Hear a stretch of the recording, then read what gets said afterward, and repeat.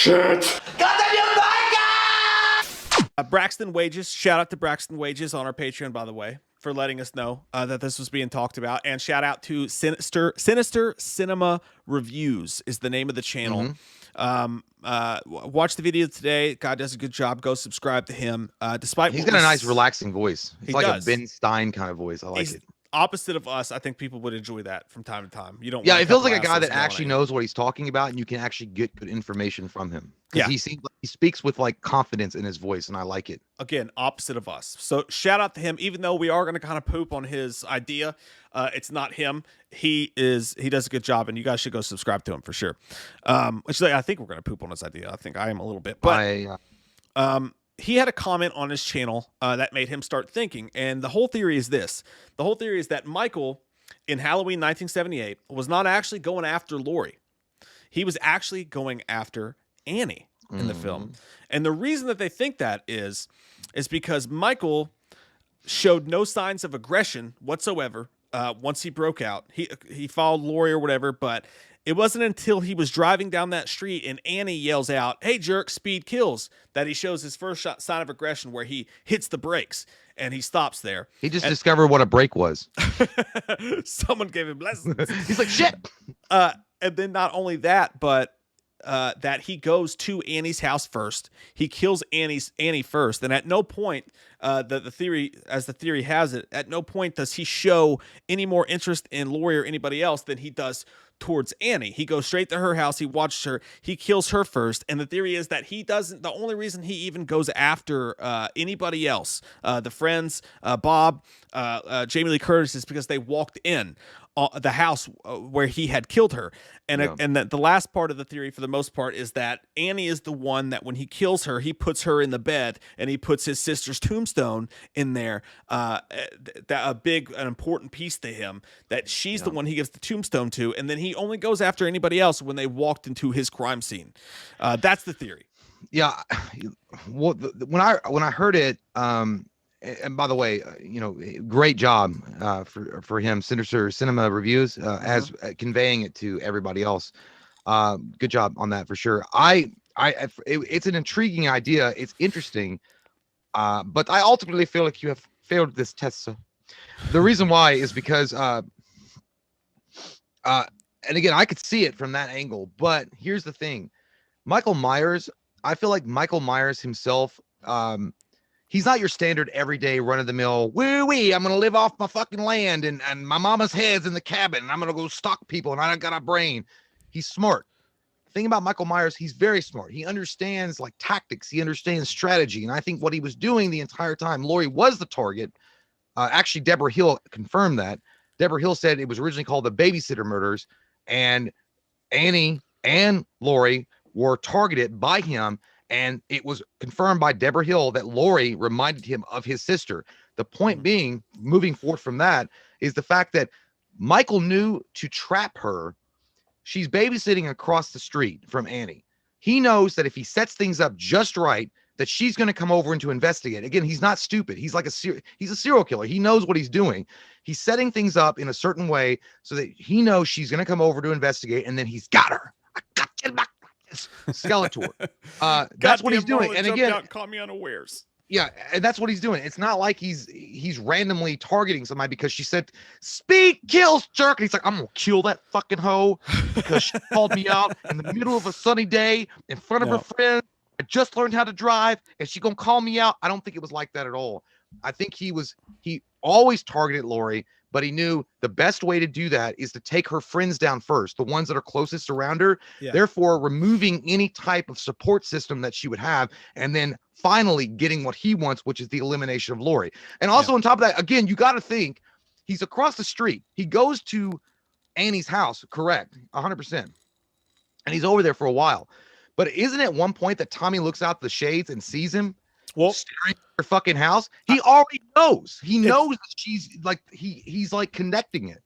That's what I was gonna say. So like, it's a good theory. It's not a bad theory. But I did deconstruct a little bit in my own head. I went back and I watched the movie today, and I took notes of all these little things.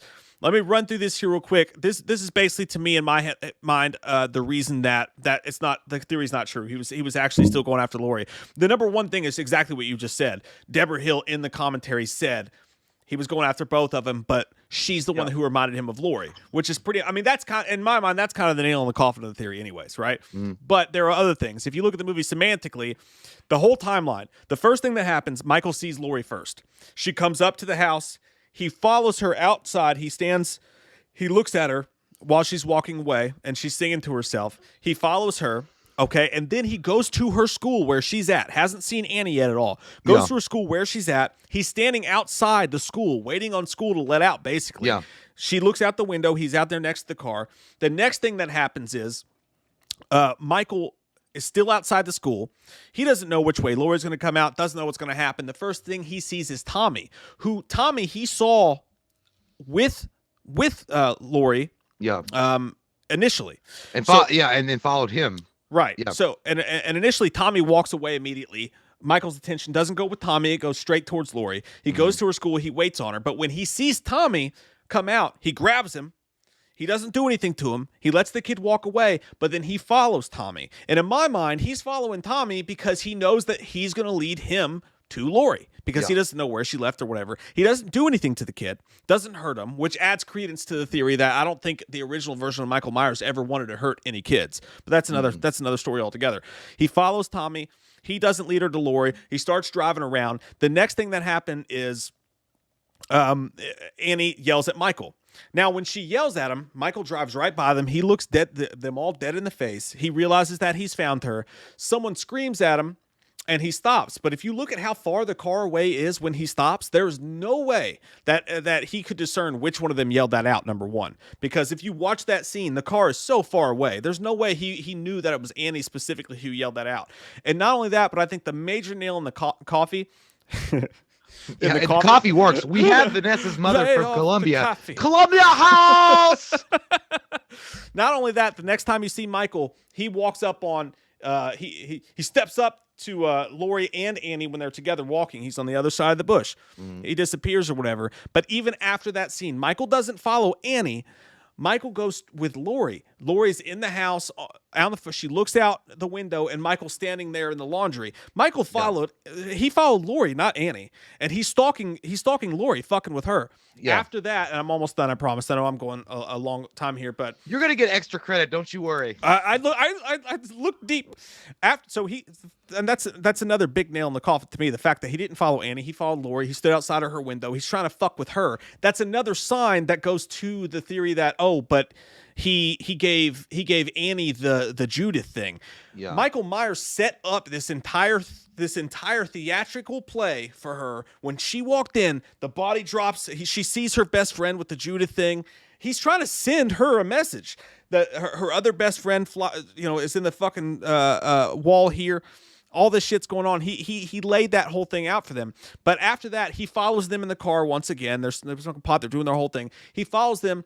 They're both idiots, by the way. Michael Myers is driving behind them, wearing the mask in the same car he's been driving in all day, and he's not even fucking trying to hide it. They get home. They both go to their separate houses. Michael drives up a little bit. Does he go to Annie's house first? Yes. But just like you said, he goes to Annie's house because he sees the parents leave. So he goes to Annie's house, but when little Tommy Doyle looks out the window, what does he see? He sees Michael Myers standing in Annie's lawn, not looking at Annie's house, but staring directly at the house that Lori's in. He's looking at the house. So even though he went to Annie's house, he, like you said, he was making a plan, but he was watching Lori's house. Yeah. His whole intent was, it's going to be easy for me. I want to kill her friends. I want to build this whole playpen, this fucking house of horrors for her to walk into. To me, that entire thing, and again, when Michael goes, when Annie runs across the street to the house that Lori's at, Michael's no longer even at Annie's house. He's hiding behind the car. He pops up when she walks by. His whole thing was Lori. He was just going to kill Annie first. That's my whole. I mean, I think that theory's dead in the water. Even though I think it was an interesting theory. Well, I mean, yeah, that's what I was saying earlier. He strategized. I mean, Michael Myers is a strategy player. Like, you go back and look at any serial killer in the world. like they set things up. They set things up so that they can't get caught, and they set things up to usually, I mean, you mentioned sending a message, possibly, but the fact is, Laurie Strode was his intended target the entire time. Yeah. Deborah Hill pretty much shoots this right in its dick. Mhm. It was never about Annie. It was never about any other girl. The babysitter murders, yes, they're both babysitters, but the fact is, Laurie was the only one, and this is Deborah Hill, one of the co-writers of the film, saying she reminded him of his sister. And I understand the theory is also, you know, and it's the theory by it negates Halloween 2, where it establishes Laurie Strode as his sister. I understand what you're saying, but at the same time, the entire movie is about Michael Myers obsessed with the Activia chick 100% of the fucking film. I mean, 100%. Right. He's not obsessed with anybody else. He's moving everybody around like chess pieces on chessboard. That's what you would do if and again, you take away the support system, which I mentioned earlier. You take away the support system. They don't have anybody to call. They don't have anybody to run to. They don't have anybody to rely on. You're dead in the water. And he thought, like, and in a way, it's like, that's what we didn't even know Michael Myers being supernatural at this point.